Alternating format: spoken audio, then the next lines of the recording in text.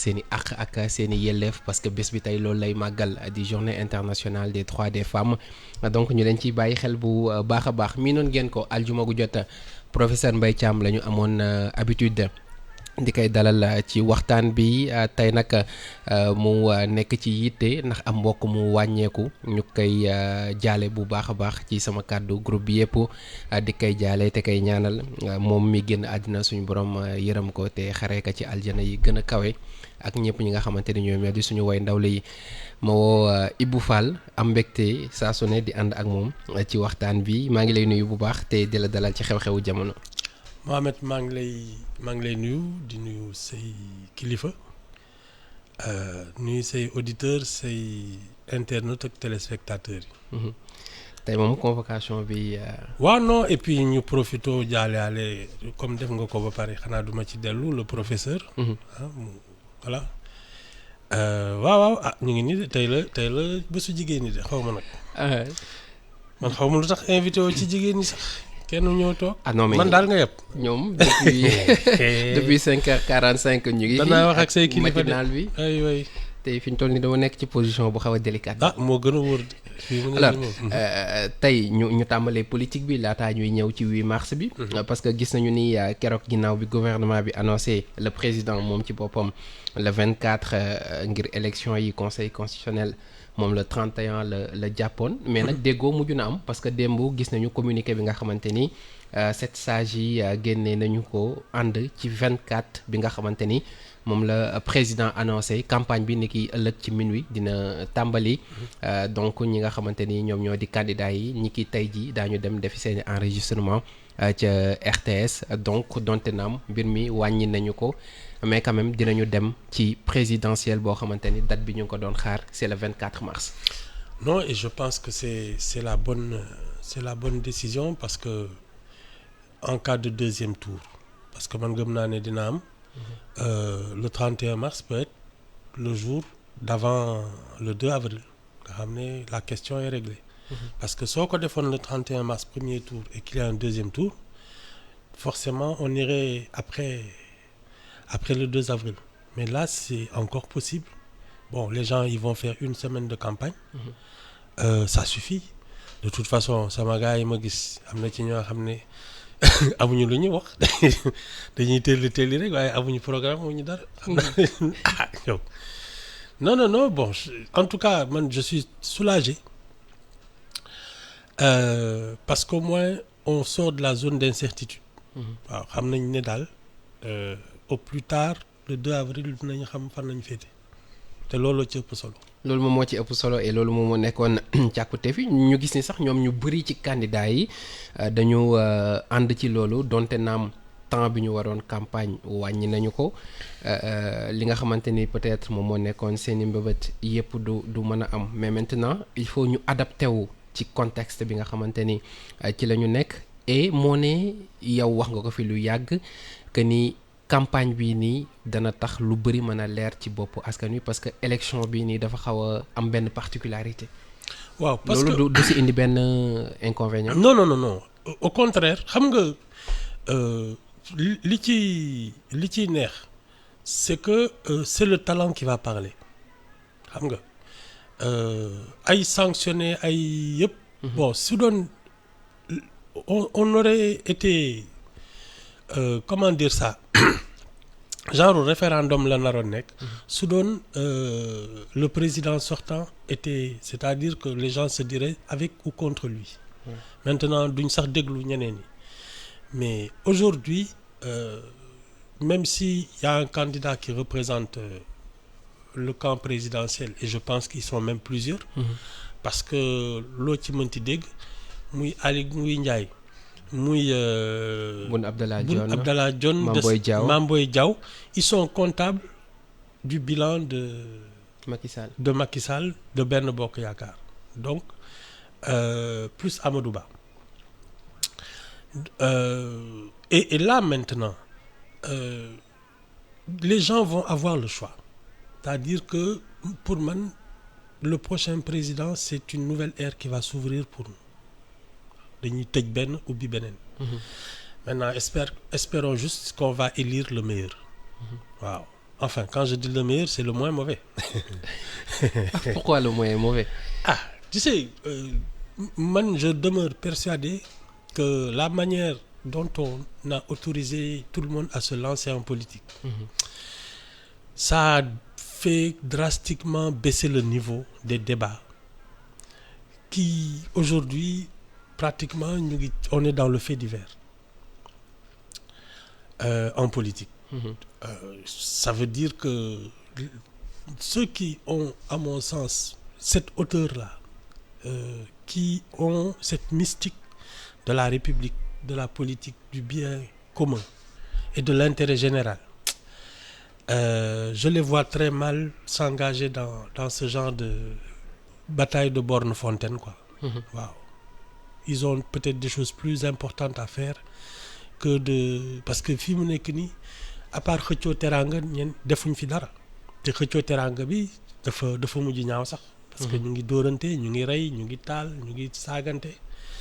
Non, j'espère que on va au moins prendre le moins mauvais et qu'à partir de là, parce qu'on a presque touché le fond, il faudra réformer les institutions, faire en sorte que le filtre qui permet à l'élite d'occuper les responsabilités, j'espère que ça va venir, quoi.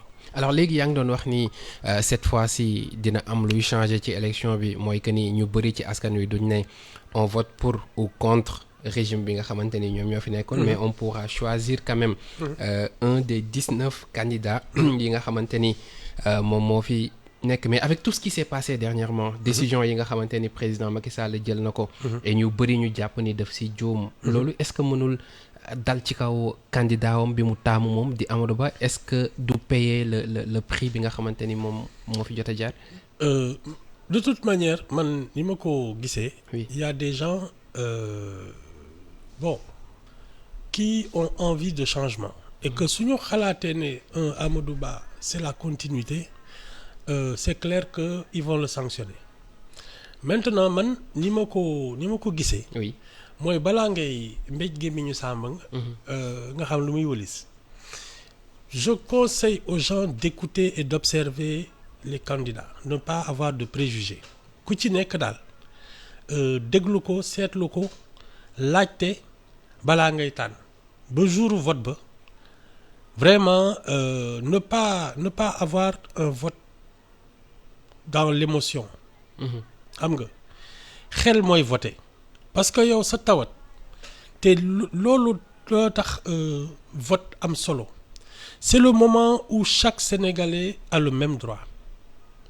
yaa xam ndax boroom xam-xam nga, yaa xam ndax jànguloo, yaa xam ndax boroom daraja nga, boroom teraanga, loo mënti am benn carte nga am. Et donc jour bi ngay sànni sa carte, loolu tu exprimes ton avis. C'est le seul jour où ton avis est le même que celui de tout le monde. Et il faut vraiment bien réfléchir avant de voter. Man loolu daal laa mën a wax Sénégalais yi, parce que il y va de notre avenir. Nañ leen déglu seetlu leen, et j'espère que bon dans la presse on va faire notre travail, c'est-à-dire porter un éclairage sur les candidats. luy waaye doon nëbbëg di jéem a kii ak soo waxee lu jaaduwul ñu mën ko leeral ci bopp nit ñi, parce qu'il faut voter intelligemment. Tout le reste nag, je pense que nous sommes dans une vieille république et nous sommes une grande nation. choix bi du gën a métti ci les électeurs, la tâche plus difficile ci les candidats, ci bu ñu gisee ci li ñu génn jamono ji yaa ngi koy wax, on a presque touché le fond. Ah oui. tey loolu noonu du gën a méttil choix bi ci kanamu électeurs yi, kan moo mën a redresser Sénégal ci pente bi nga xamante ni si la nekk, candidat yi ñoom aussi lan la ñuy teg ci loxo askan bi pour que ñu mën leen taamu. En tout cas xam nga ku ci nekk ci ñun ñi dëkk bi bindoo yaa koy yëg la.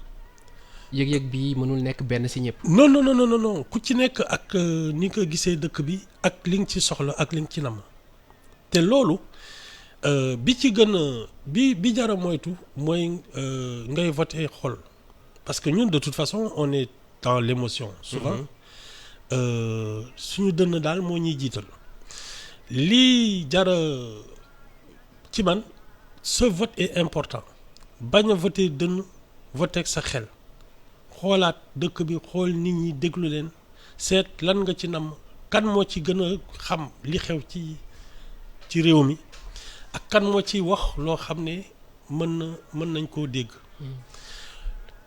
bañ taf sa nopp bañ taf sa bët ne par force man diw laay voter wala diw loolu moom bu yóbboo nit ñi parce que c'est extrêmement important de voter mais pourtant ñu ci bëri ci ñun dañ jàpp ni noonu la ñuy voter noonu lañ am habitude di voter en fait pour man il y a deux vote affectif voilà jàpp ni mais le vote affectif est un vote opportuniste parce que en général da ngay faral ki nga xam ne xëy na yéen a bokk mbuus disons ça comme ça ce sont les militants les proches les trucs ak yooyu bon ce candidat mu am compétence wala mu ñàkk ko am mu yiw wala mu bañ yiw tu t'en fous kii daal nga faral xam nga ñun fii xamuñu ku tooñ ku ñu neex la ñu xam mais ça en général c'est pas la majorité je pense que la majorité n'est pas en politique parce que ku ci ne da ngay xëy dabu sa teraanga yëg nga li xew ci réew mi ak ñi ngi koy déggoo man ñooñu laay waxal c'est ça la majorité silencieuse amuñu jotu nekk fi di taxawaaloo di politique ak di def yoo xam ne voilà mais ñoom c'est leur décision qui va être capitale parce que ñoo ci ëpp ñoom ñoo war a xool saytu ko bu baax xam ne réew mi mënuñ ko dénk ku ne man ñooñu laay waxal ñeneen ñi nag ceux qui ont des votes opportunistes parce que même si ton candidat n'est pas compétent tu es sûr que tu auras un poste de ministre wala di nga am buntu boo fa jaaree ñuy faj say soxla ngay voilà ñooñu man waxuma ak ñoom waaw ki may waxal mooy ki nga xam ne moom ak ku mënti falu it tu vas retourner à ton travail donc élection yoo xamante ne la disons que ni génie politique gu ñi bëgg a bokk wala ñi koy xëccoo loolu moom mooy déterminer gëm naa ko de gëm naa ko parce que quand même ñun yàgg nañu voter oui sénégalais yi je pense que en dépit des apparences nous avons une sorte de comment dire ça ay suñuy code ak suñu façon de vivre notre manière d'être xam nañu yow naka lañ lay àtte c'est-à-dire soo taxawee wax ak nit ñi dinañ la analyser ba xam yow ndax doy nga leen kilifam déet parce que loolu dafa am tam tu as beau être un truc am na ay jëfi nag ay waxi nag ay taxawaay yoo xam ne suñ la ko xamalee duñ ci boole wax ju bare dañ lay zapper parce que nous avons nos filtres culturels et le contexte je pense que dinañ leen déglu attentivement seetaan leen dimanche ba jotee ñu sànni suñuy carte dem toog xaar ak suñu xel campagne bi à 10 heures du démarrage ci bi ñu ko jàppee ci 25 février bi ñu génn ci la ñu ko arrêté woon yaa ngi koy wax souvent une présidentielle ça se prépare et loolu campagne bi moment bu décisif la ci entre temps lu ci bëri changé na ci des décisions yoo xamante ni exécutif bi jël na ko est-ce que une réadaptation du imposé wu ci les candidats de même que ñi nga xamante ni ñoom ñoo leen ni battre campagne et en plus durée bi wàññi nañu ko 21 jours la doon bi yoon dañ ko wàññi ba ñaari ayubés. Mohamed man xam nga lan laa gën a gëm. oui une présidentielle se prépare sur un mandat c'est-à-dire que depuis la dernière présidentielle 2019 les gens sérieux xool nañu li xew ci dëkk bi ne moi à la prochaine élection je me présente ça veut dire que l'essentiel est prêt. Maintenant les concepts tout ce qui doit faire l'essentiel de ta campagne c'est prêt. Maintenant qu'est-ce qui va se passer c'est et c'est là peut-être que le génie politique existe. Oui. C'est humer l'air du temps et savoir comment parler aux gens, quelle attitude avoir devant les Sénégalais. Et ça flair bi c'est ça le sens politique. OK. ceux qui en auront même en une semaine ça ne les dérangera pas problème bi kay mooy parce que su doon yow le 25 nga waroon commencer Oui. nga ñëw ba léegi naan non c'est-à-dire ak yooyu c'est que tu n'as jamais été prêt il faut faire preuve d'un sens politique et ça c'est le talent dont je parle c'est ça qui va parler le talent va parler les tares de chacun aussi vont parler ku ci nekk li nga xamante ni moom mooy sa mën-mën fii nga ko war a mën a génne. ça va être un révélateur man j'en suis convaincu les gens qui vont se ridiculiser ils le feront ceux qui vont il y en aura. oui toi aussi am na ñoo xam ne soo leen dégloo sax nii alum neen xam na ne ñii demuñu déjà. oui non mais xoolal la scène politique là comment elle est bizarre wala yow gisoo ci ñu la jaaxal expliquez-moi. ay bu may wax la waay non mais le cirque là auquel on assiste depuis quelques années maintenant mais Mohamed c'est pas de la politique c'est un vrai cirque donc les déclarations fantaisistes les attitudes les trucs non mais attends gisoo li xew ay assemblée nationale ñii di taxaw ci kaw table yi ñii non di weq ay jigéenu bii rek lu nañ dégg c'est ça bon maintenant ci campagne bi ça va être le révélateur danañ leen seetaan déglu leen ki nga xam ne xam na lu mu ñuy wax ak lan mooy suñuy problème su waxee ñu xam ne kii li muy wax xam na ko ak ñi nga xam ne dinañ ne guy gii ñuy Dakar bi fii dinañ bokk daal parce que c'est mbumbaay beeg yooyu xëy na voilà non je suis convaincu qu'il y a des gens dans ce lot là qui ne savent même pas de quoi ils parlent mais dañoo am kii rek dañoo capable comme on dit. oui il faut ñi dem jëli seeni fiche matal seeni parrainage déposer caution. mais ça c'est pas le plus important. c'est quoi le plus important? Le plus important c'est d'avoir xam nga il faut être habité par la charge gis nga présidence de la République. su doon ñun les institutions n'avaient pas été aussi discréditées depuis plusieurs décennies. su présidentielle jotee ku ci ne di nga xam sa bopp am na ñoo xam ne ils n'ont vraiment le costume est trop large pour eux waruñu am fitu ne je vais être président de la République. ba bët du yanu mais xam na li bopp attan. c'est ça malheureusement et j'espère que c'est la dernière fois qu'on assistera à ce genre de foire quoi. Foire oui 19 candidats. Non c'est une foire. et bëri na si ay novices. mais benn nit rek moo ci def présidentielle c'est Idrissa Seck. tous les autres n'ont jamais été candidats à la présidentielle. non bon tu me diras qu'il y en a qui ont quand même occupé des fonctions. oui au plus haut sommet. participer voilà. Même si bu dee à la gestion des affaires publiques ak yooyu. Oui. Voilà il y a des élus il y a des gens qui ont déjà été élus ay maires ak ay ministres ak ay yooyu am na ci. oui. Mais ça ne suffit pas parce que le président de la République pour man c'est un destin particulier il faut avoir ce que j'appelle le troisième œil maanaam yow. troisième œil bi mooy lan. c'est cette capacité de regarder les siècles à venir comment faire un Sénégalais capable d'être un citoyen du monde. am vision des projections sur les siècles qui viennent am na ci ñoo xam ne dañ ko am ils peuvent te dire dans plusieurs décennies quel type de Sénégalais le Sénégal devra produire. C'est ça le plus important mais c'est pas des histoires de ñu jox le budget ngay fay ay fonctionnaires di tëñëxi ci kaw nit ñi di voilà non ñu sooy romb ñu lay ubbil ay bunta di kii ngay dëgg di wër àddina bi ak un avion présidentiel ak yooyu. Non c'est pas ça nous on a besoin de quelqu'un qui propose un avenir aux générations qui arrivent surtout au moment où on dit qu'on va avoir du pétrole du gaz etc. C'est quelqu'un qui est capable de se projeter dans le futur et de dire voilà le Sénégalais le futur citoyen du monde qui sera à la table des grands. ñun loolu lañ soxla.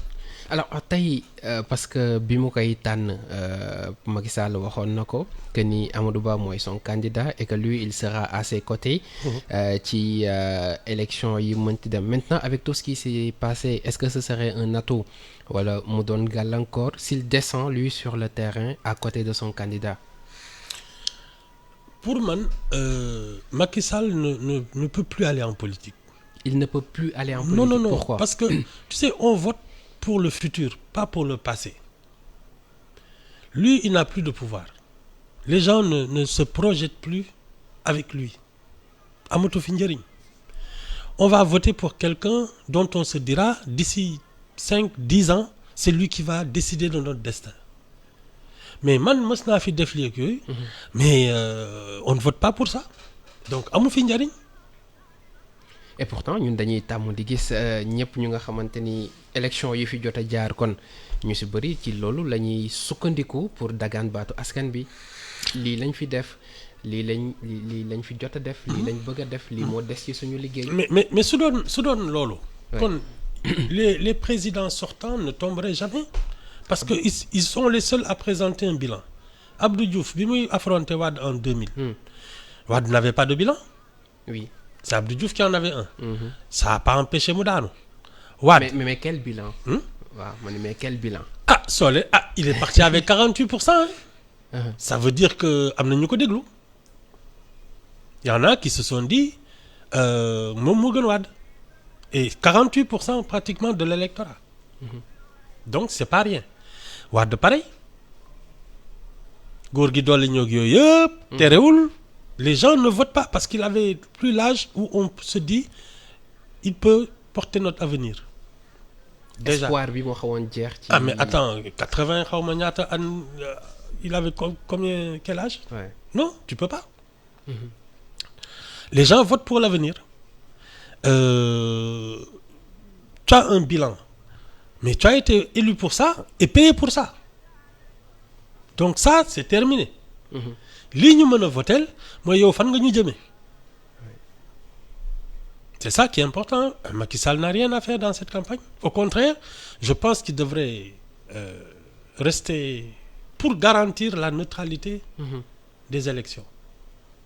Aujourd'hui, ce n'est plus un militant politique, c'est un chef d'État qui attend son successeur. Et donc, ils n'ont rien à dire. Dinaan jugé dugg fii génn na lee on a acquis des soupçons dara. Ils ont présenté un dossier qui n'était pas irréprochable. Les 19 autres ont présenté des dossiers ñu ngi campagne. C'est ce qu'il fallait faire, c'est tout. Il n'y a pas autre chose. Ils ont encore raté le train parce que bii mooy deuxième présidentielle. C'est ça. bu ñuy ñàkk bañ a bokk. ci un parti bu mel ni le PDS. fi ñu jaar yëpp seen trajectoire politique. Est-ce que ak lii nii du gën a fragiliser li desoon akus néew ci parti bu Abdoulaye Wade bi. Alors ils ont le choix quand même d'appuyer une candidature. Oui. Ça peut les aider à rester, à ne pas se noyer. L'autre perspective, ce sont les prochaines législatives. Sauf que quand tu n'es déjà plus dans l'exécutif, c'est difficile après de battre campagne et de mobiliser les énergies. Parce que les derniers militants là, si ñu gisee ne am na buntu buy ubbeeku du côté de l'exécutif, je pense qu'ils vont lâcher le PDS. Ah oui. Ah oui, ah toi aussi. Yow ñun ñi xanaa gisoon ni ñuy fonctionner. Mais à chaque fois qu'ils ont perdu, regarde quand Macky Sall est arrivé au pouvoir, il y a déjà eu une première vague de transhumants. Oui. Deuxième fois en 2019, il y a eu une deuxième vague qui a quitté le navire. Ah waaw. Bi tam ça va être ça. Et surtout bii day bëgg a yàgg parce que prochaine élection 2029 la depuis 2012 ñu ñàkk nguur gi. ci durée bi day xaw a bari un peu. Mais ce qui peut les sauver, oui, c'est qu'ils ont quand même un peu de famille dans la course. C'est-à-dire que la famille libérale bu ñuy wax. La famille libérale, il y a des gens que je pense avec qui ils peuvent s'entendre. Bon, maintenant, il faudra seulement faire preuve de réalisme. mais xam nga. et surtout miser sur le bon cheval. Sur le bon cheval mais xam nga quoi qu'on dise. Oui. Tu ne seras jamais qu'une roue de secours. ak lu ñu mënti wax. Ah oui. second rôle ngay jouer. Ah oui. Ça c'est clair. Non c'est. même si bu dee faiseur de roi nga. En tout cas bon quand tu examines un peu la composition de l'Assemblée nationale. C'est le 3e groupe parlementaire. Oui. Donc normalement ils auraient pu jouer le rôle d'arbitre mais affaire bi tas na tas boo xam ne finalement on rebat toutes les cartes. Donc tu peux même pas dire que ce qui s'est dessiné à l'Assemblée nationale va correspondre à parce que l'électorat c'est complètement effrité. Benno Bokk Yaakaar y en a 5 de là-bas Yewwi Askan Wi y en a autant. Ouais. Bon le PDS je pense que ils ont quelques personnes yoo xam ne xëy na mën nañu naxante ak ñoom mais fii mu nekk nii tout est possible. Maintenant avec qui ils peuvent s'allier vraiment loolu mooy c'est la grande question qu'ils doivent se poser. Un candidat ci élection yi toujours en prison je parle de Bassirou Diomaye Faye. Gis nañu ni donte naam voté nañu benn loi d'amnistie boo xamante ni tey bu ñu ko promulgué woon ba mu génn moom dina mën a retrouver li ni mel ñenn ñi ñu ngi sàkku xëy na peut-être ak une liberté provisoire. ci loi boobu noonu Ousmane Sonko également ci lay bokkaale. Est-ce que loolu aussi du indi beneen changement ci jeu politique bi ak ci campagne bi ñu dëgmal du am dara. Vraiment non en fait fi mu nekk nii tous les champs sont possibles. Vraiment man j'attends de voir d'abord les candidats sur le terrain.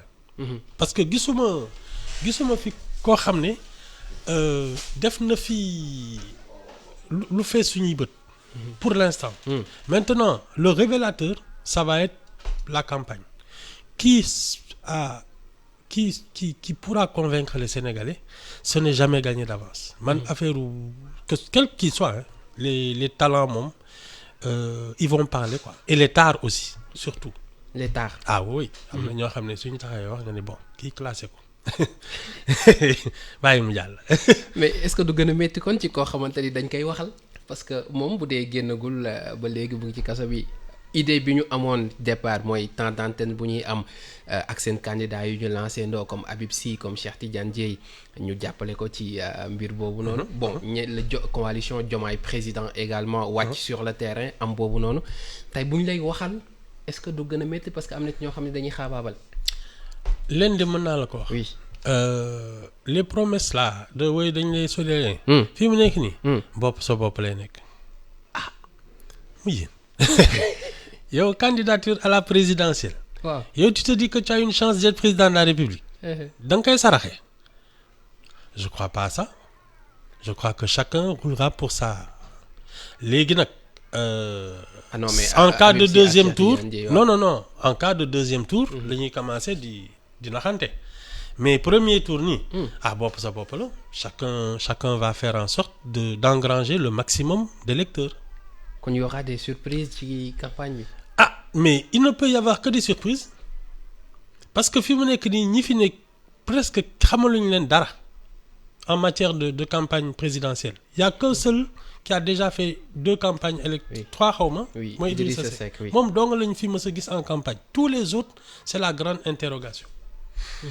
Non moom kay il peut y avoir que des surprises fi mu nekk ni moom toogal teg dina seetaan ci waxal kenn dara.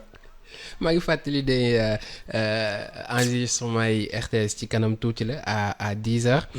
Campagne bi ëllëg si minuit incha allah dina tàmbali. Donc ci fukk ak juróom-ñeenti candidats yi nga xamante ni ñoom ñoo war a bokk ci falu njiitu réew mi. Une dame Anta Babacar Ngom moom itam di bees. parce que moo ñu permettre ñu dugg ci 8 mars bi waaw. nañ dimbali rek bañ fa indi yeew. xam di ànd ak ay waay jërëjëf waay. xam moom kat dégg naa dafa doon ànd ak ay yeew. loolu temps xale lu wóorul de am na benn mbër buy doxantoog ay jaan. c'est Ama Baldé. waaw ma ngoog waaye yooyu daal laaj nañ dimbali rek. xam nga yow bokk na ci li ñu tuddee les nouveaux animaux de compagnie. ah d'accord moom daal nañ dimbali moom rek. ak ay tigre rek yéen waaw nañ dimbali daal bañ indi ay yeew. alors tey moom mooy la seule femme. boo xamante ni bokk na ci. et quoi qu'on puisse dire il faut reconnaître que ni am na benn plafond de verre bu mës a exister. surtout pour ñi nga xamante ni ñoom ñoo di jigéen ñi ak le pouvoir fii nii est-ce que entre temps mën nañ jàpp ni plafond de verre boobu noonu brisé wu na wala. Bon, de toute façon, il y a déjà eu une femme Premier ministre. oui. Et même deux. Deux Mame Madior Boye et Aminata Touré. Voilà. Donc, à part la présidence de l'Assemblée nationale et la présidence de la République, je pense qu'il n'y a pas de poste qu'une femme n'a pas occupé au Sénégal. Politique. oui. Non, c'est maintenant... occupé nañ yeneen institutions yi lu ci mel ni. Conseil économique social ça y est environnemental Aminata Touré. waaw au ak conseil Aminata Tall collectivité ak Aminata Tall. waaw waaw non amul poste boo xam ne jigéen occupé ko fi. déjà loolu dans la c'est hiérarchie un début. premier ministre daal. oui. Déjà c'est presque le plafond. Maintenant lan moo ci des. Ouais. Parce que jusqu'à présent c'est des nominations. mais yooyu waaw justement loolu laa doon wax. oui foofu non lañ mais leen fa ça nommé. veut dire aussi que elles en ont le profil et les compétences. Maintenant aller toute seule conquérir le pouvoir, c'est le chemin qu'il leur reste à faire. Bon, dañ seetaan bon de toute façon la dame là on va voir ce qu'elle sait faire. Elle a déjà du mérite, c'est-à-dire arriver à faire partie du cercle restreint des candidats à la présidentielle. amoon nañu beneen mais ak xam nañ li. ce qui s'est passé. Voilà léegi seetaan leen rek. Non sans pour parler sérieusement moi je pense qu'il faut écouter les gens les observer et puis après juger. amul man daal duma ci je n'anticipe pas j'écoute les gens je les observe. ma xam. à chaque fois nga ne ma yow li ngay seule vérité bi ngay jàpp mooy la vérité des urnes. ah oui. loolu kese. oui. Et puis les Sénégalais vont trancher. Oui. alors tey mooy journée internationale bu ñu jagleel ak yelleefu jigéen ñi. Depuis boobu ñu ngi mener le combat. Mais est-ce que combat bi forcé wuñu ko ci début bi bu ñu gisee ni ñu ci bëri si ñun dañu koy jàppee fête au lieu ñu jàppee ko bés boo xamante ni dañu war a gën a réclamer seeni droits. Bon ça c'est très sénégalais xam nga ñun mbumbaay daf ñu yomb. Déjà c'est un peu notre culture hein même ñun quand tu veux faire de la publicité li ci ëpp tàccu fecc ñun daal yomb nañu loo ne nii ñu waaw ñu sar xolle mais le plus important c'est pas de célébrer une journée c'est le comportement au quotidien que l'on doit aux femmes. Le respect d'abord et aussi le comportement des femmes qui doivent se faire respecter davantage. Parce que y en a beaucoup qui prêtent le flanc. Comment ci naka. Oui bon xam nga yenn comment dire ça le fatalisme de notre société fait que jigéen yu bare da nga leen di teg loo xam ne waruñ ko nangu mais dinañ ko nangu parce que c'est la société qui leur impose ça da ngay gis ku nekk ci sëy ñu lay saaga di la dóor ñu naan la non c'est pas grave muñal xale yi ratatati non il faut bon d'abord les hommes doivent considérer davantage avoir plus de considération pour les femmes. Ça moom et nous sommes malheureusement dans une société où le respect se perd. Généralement. Waaw. Ensuite nous avons aussi cette forme de philosophie qui nous fait croire que une femme c'est un sous-homme. Ça c'est un problème. Mais il faut aussi dire que beaucoup de femmes l'acceptent. Et c'est peut-être là le plus gros problème. Mais est-ce que nekkul ni dañ leen formaté ci bu ñuy nekk ndaw déjà ci yar bi parce que j'ai lu un livre boo C'est ça. xamante ni loolu lay expliquer C'est ça. déjà si nu ñuy yaree si biir kër yi Dëgg la. nu ñuy traité si école yi c'est ça. bu ñu demee même université yi noonu la ñuy gis ba si bërëbu liggéeyukaay yi mais xam nga loolu lay jàng di jëriñ. xool àddina bi xam nu muy doxee xam sa bopp xam sa wareef loolu lay jàng di jëriñ parce que c'est vrai que nous dans nos traditions là ni ñuy formaté nit ñi soo deful soo jógul ci sa bopp da ngay matadi. Donc le vrai problème c'est que nous notre État notre République élève tous les citoyens à une bonne hauteur et c'est ça l'école publique c'est ça la République ni ñu lay jàngalee ni ñu lay cëralee mooy tax nga gën a xam sa bopp gën a bañ ñu lay teg loo warul nangu c'est un travail de longue haleine mais c'est aussi ça le progrès. C'est-à-dire ñun on doit y arriver mais ça c'est pas un 8 mars seulement c'est tous les jours. c'est un combat de tous les c'est jours un combat de tous les jours. mu ngi doonu xew-xewu jamono amoon mbégte ànd ci ak Ibou Fall déjà heure bi li ñu cëraloon ci waxtu yegg nañu ci. gaaw na de. waaw gaaw na moom. waaw noonu la et puis on souhaite vraiment à toutes les femmes encore plus de droits. Que le respect soit accru ñu gën leen kii mais ça aussi c'est et les hommes et les femmes qui doivent se mobiliser pour ça. loolu daal moo ci des. mais c'était un plaisir comme toujours. waaw partager waaw xam naa semaine prochaine. merci beaucoup à la semaine prochaine Ibou Fall jaajëfal ko bu baax a baax jaajëfal leen yéen itam mbokk yi ci ànd bi souhaiter une très bonne fête à toutes les femmes du monde tàmbali que ñi nekk ci kër gi fii groupe E-Media Invest particulièrement Fatima Kandiaye nga xamante ni moo ñuy accompagner ci technique bi journalistes yi techniciens yi. ñoom ñëpp ñi nga xamante ni ñu ngi fi auditrices yi nga xamante ni également ñu ngi ñuy déglu ak ñëpp ñu ñuy seetaan ci ITV internautes yi ñu ngi souhaiter ñëpp très belle journée donc jox leen rendez-vous semaine prochaine incha allah ci yeneen i numéro jaalewaat bu baax professeur Mbaye Thiam donc di ngeen am tey midi keng bi 8 mars oblige ak Sophia Ba. buñ ca noppee xibaar yi wéyandi si www.emedia.sn léegi-léegi di ngeen am jukkib xibaar yi après Mam As ànd ak yéen ci jotaayu diine bi ñu sant leen bu baax gërëm leen ñaan leen une excellente journée jaa ngeen